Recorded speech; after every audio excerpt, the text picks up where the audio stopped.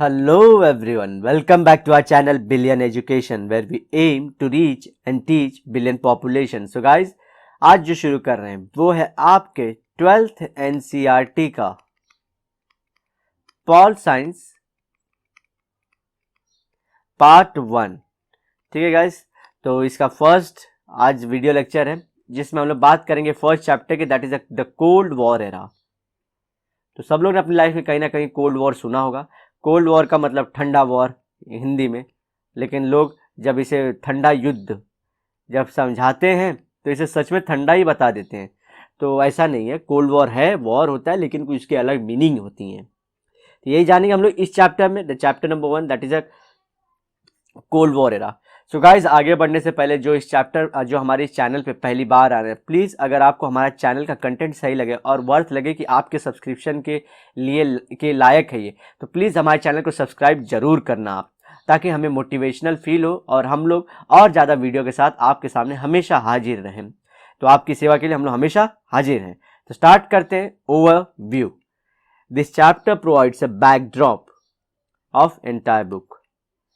पूरे बुक में जो होने वाला है ये हमें फर्स्ट चैप्टर से, तो कई बार आप लोगों ने देखा कि हर बुक लिखने की एक स्टाइल होती है। तो ये बुक की स्टाइल ऐसे कि जो फर्स्ट चैप्टर में उसके जो टुकड़े हैं वो फॉलो होंगे अगले चैप्टर्स में।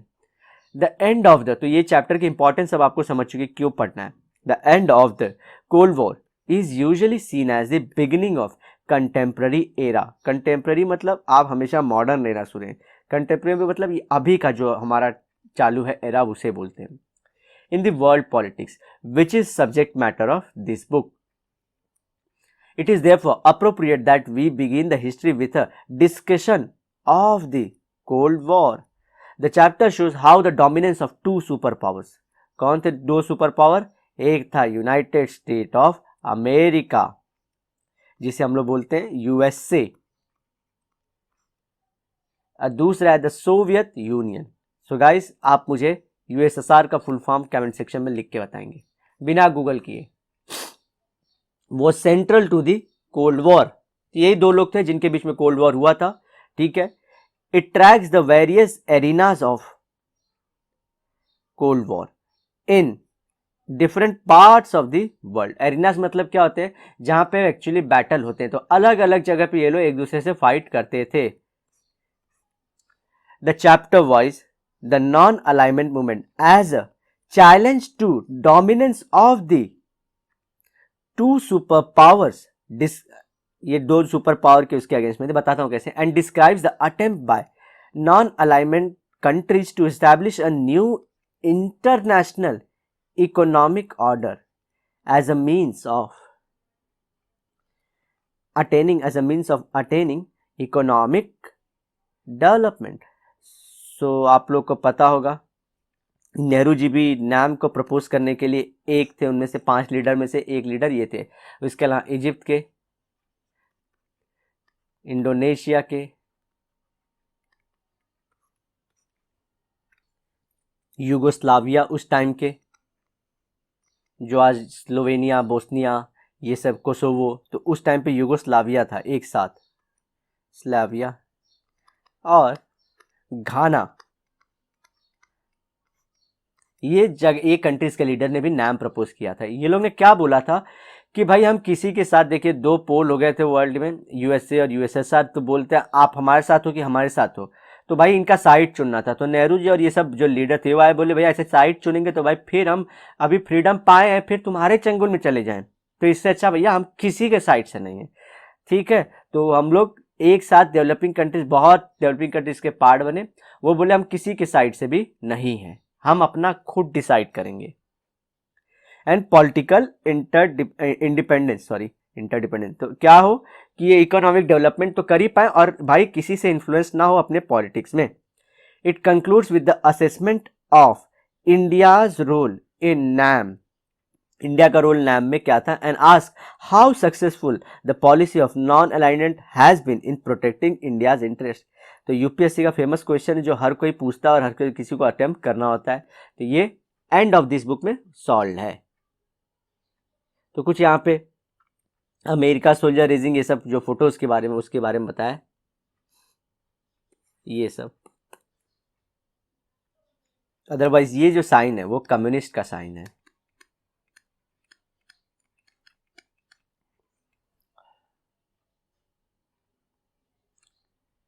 स्टार्ट करते हैं क्यूबन मिसाइल क्राइसिस।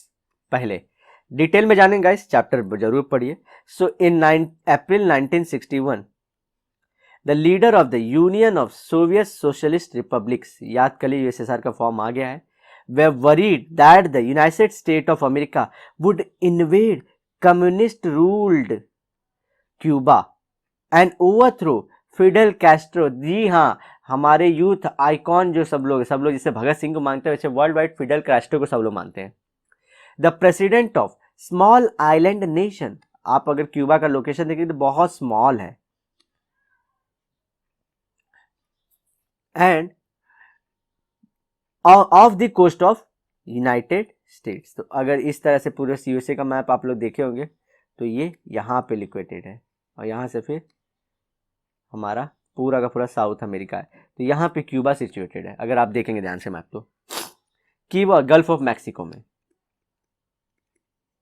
यहाँ पे गल्फ ऑफ मैक्सिको है, वहां पे ये है। Cuba was an ally of Soviet union. किसका अलाय था, मतलब किसका पार्टनर था क्यूबा? ये पार्टनर था सोवियत यूनियन का। तो क्या था, देखिए यूएसए की एक कहानी है। यूएसए ना हमेशा जो वॉर जोन है ना, जैसे लड़ाई का जो जगह है ना, वो अपने से दूर रखता है हमेशा। तो ये इसके बाजू में ही था। अब ये क्यूबा जो दोस्त है वो है यूएसएसआर का, तो यूएसएसआर झगड़ा कर लेगा, जो वॉर जोन यूएसए दूर रखना चाहता है उसे नजदीक ला देगा। तो यूएस को ये डर था, तो ये अलाय था किसका? यूएसएसआर का।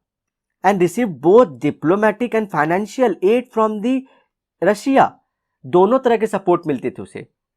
डिप्लोमेटिक कैसा कि अगर समझिए यूएसए कुछ प्रेशर दिखा रहा है तो कैसे उससे टैकल करें, कैसे रशिया का कार्ड प्ले करना है, ये सब चीज। अब पैसा तो आप जानते ही हैं। Nikita Khrushchev, the leader of Soviet Union, decided to convert Cuba into Russian base. देखिए कि ये रशिया एकाएक बेस बन जाएगा। In 1962 he placed nuclear missile in Cuba. जी हाँ, न्यूक्लियर मिसाइल, कोई नॉर्मल आपका जो बोलते हैं ना जो गन पाउडर होता है उसका नहीं, ये न्यूक्लियर मिसाइल है। The installation of these weapons put the US for the first time under fire from close range and nearly double the number of bases or cities in American mainland which could be threatened by USSR।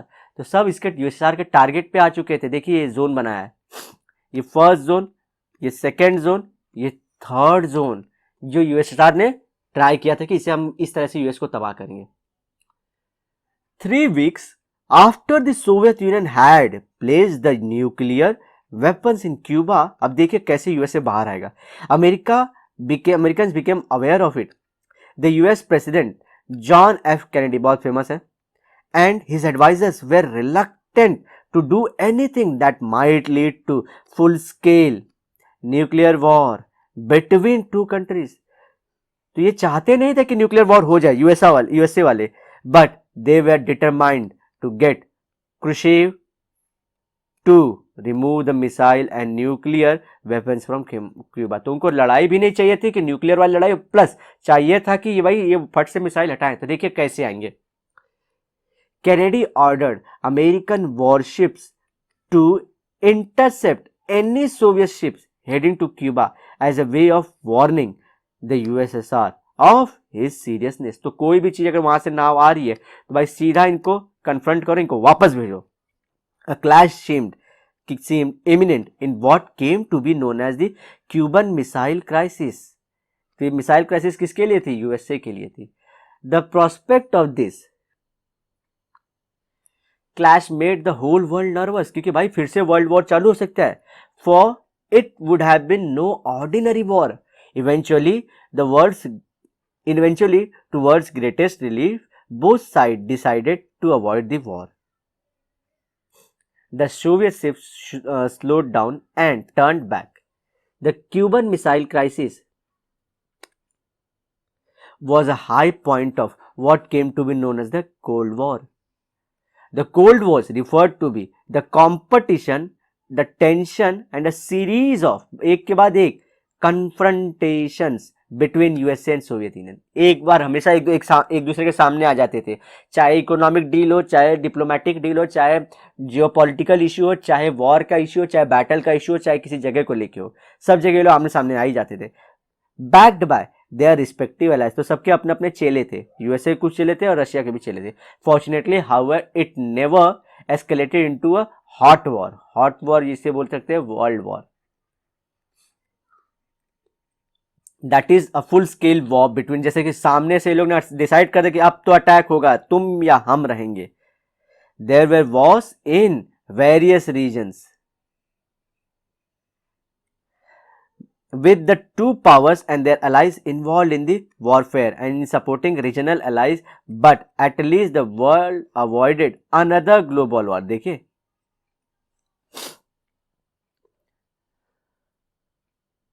the cold war was not simply the matter of power rivalries of military alliance, जैसे कि एक दूसरे के muscle नहीं दिखा रहे थे लोग कि देखिए मेरे पास इतनी मिलिट्री, मेरे पास इतनी पावर है, end of a balance of power, या तो पूरे वर्ल्ड में एक चीज कोई बैलेंस रहेगा कि हम ही रहेंगे या वो नहीं, उसका नहीं था। These were accompanied by a real ideological conflict as well. यहाँ पे कुछ अंदरूनी दिक्कतें भी थी, जैसे कि a difference over the best and the most appropriate way of organising political, economic and social life of all over the world. क्योंकि देखिए एक इसमें से कम्युनिस्ट था जिसे सोशलिस्ट भी बोलते हैं, और एक कैपिटलिस्ट था। तो कैपिटलिस्ट वाले बोलते हैं पूरे वर्ल्ड में कैपिटलिज्म फैलना चाहिए। तो आपको मालूम है कैपिटलिज्म या कम्युनिज्म तीन फॉर्म में होती है, इकोनॉमिकली अलग होती है, पॉलिटिकली और सोशल अलग अलग होती है। जैसे चाइना कम्युनिस्ट होकर भी आज economically mixed economy, communist economy नहीं है, पॉलिटिकली और कम्युनिस्ट है, और सोशली वो इंप्लीमेंट कराता है कम्युनिस्ट रूल। ठीक है, तो इस तरह से याद रखना है। तो हर एक चीज होता है, तो इसमें जो जीतता वो डिसाइड हो जाता है कि पूरे वर्ल्ड में किसका आइडियोलॉजी फॉलो होगा। The western alliance headed by US, western alliance मतलब जो वेस्ट वाले, जैसे कि यूरोप और USA, represented the ideology of liberal democracy capitalism. देखे, while the eastern alliances, that's Asia वाला part, headed by the Soviet Union, was committed to ideology of socialism and communism। Communism और communalism में फर्क है, ठीक है, versus communalism, दोनों फर्क है। लिखते वक्त ध्यान रखना, जो फर्स्ट टाइम सुन रहे होंगे उनके लिए, अदरवाइज जो प्रिपेयर कर रहे हैं वो तो जानते ही होंगे। You have already studied in the ideologies of these ideologies in your class 11।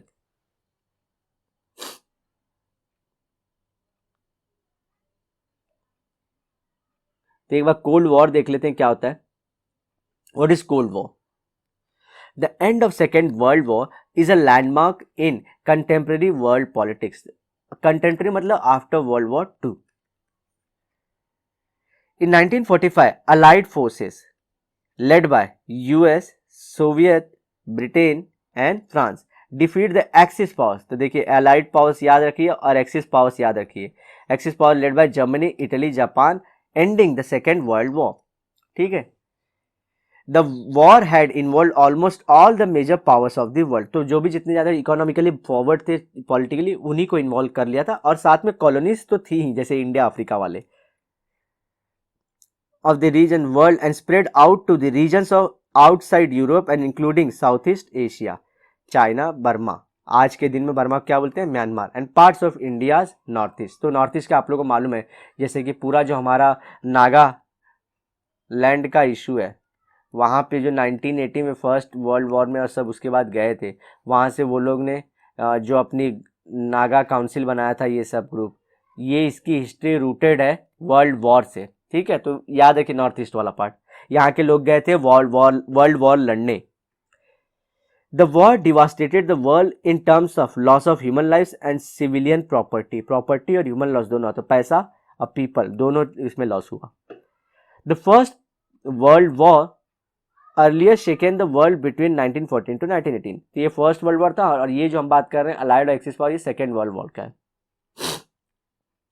The end of second world war was also the beginning of the cold war. तो फॉर सेकेंड के बाद क्या कंटिन्यू हो गया, कोल्ड वॉर।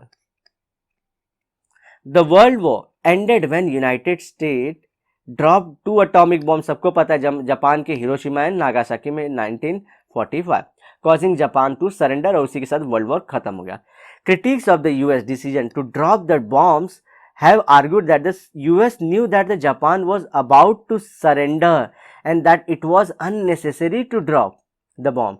तो देखिए ऐसे ऐसे पीछे बैकग्राउंड में कि इसको पता चल गया, तो फिर भी वर्ल्ड में अपना डोमिनेंस अगले आने वाले 100 साल तक बनाए रखने के लिए और साइंस का डोमिनेंस दिखाने के लिए इसने बॉम्ब डाला।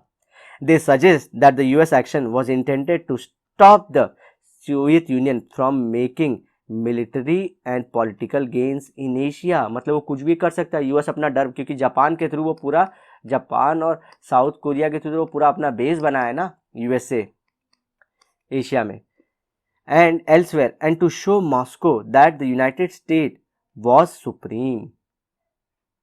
US supporters have argued that dropping of the atomic bomb was necessary to end the war quickly and to stop। देखिए एक प्रो थे एक कॉन्स वाले, तो हम प्रो वालों की बातें सुने कि उनके हिसाब से कैसे सही था। Stop further loss of American and allied lives, जो अलाइड पावर्स थे उनके फोर्सेस थे। Whatever the motives, the consequence of the end of the second world war was the rise of 2 new powers on the global stage. कौन कौन से? With defeat of Germany, USA थे और USSR थे। With the defeat of Germany and Japan, the devastation of Europe and in many other parts of the world, the United States and Soviet Union became the greatest powers in the world with the ability to influence events anywhere on earth। तो इतना power था ये लोग, सच में guys कुछ भी decide कर सकते थे ये लोग। While the Cold War was an outcome of the emergence of the US and USSR as 2 superpower rival to each other, जो एक दूसरे के अगेंस्ट हैं, काट मारना चाहते हैं एक दूसरे को। किस दौर में? एक तो आइडियोलॉजी और दूसरा इकोनॉमी, पॉलिटी और सोशल ऑर्डर डिसाइड करने में। ये सब चीज याद रखना आप लोग को। It was also rooted in the understanding that the destruction caused by the use of atom bombs is too costly for any country to bear. The logic is simple yet powerful when 2 rival powers are in position of nuclear power. ठीक है, so guys जैसे कि क्या बोलना चाह रहे हैं कि आगे हम लोग और कंटिन्यू करेंगे, लेकिन वो हम लोग पढ़ेंगे नेक्स्ट लेक्चर में। अभी इसके बाद का जो रहेगा वर्ल्ड वॉर, कोल्ड वॉर जो साइड बाय साइड चलता रहेगा, हम लोग ये वाला पार्ट अपना चलाते रहेंगे साइड में। देखिए ये वाला पार्ट जो ये अलग पार्ट जा रहा है, ये वाला अलग पार्ट जा रहा है। ठीक है गाइस, तो आप लोग को इस तरह से ही पढ़ना है।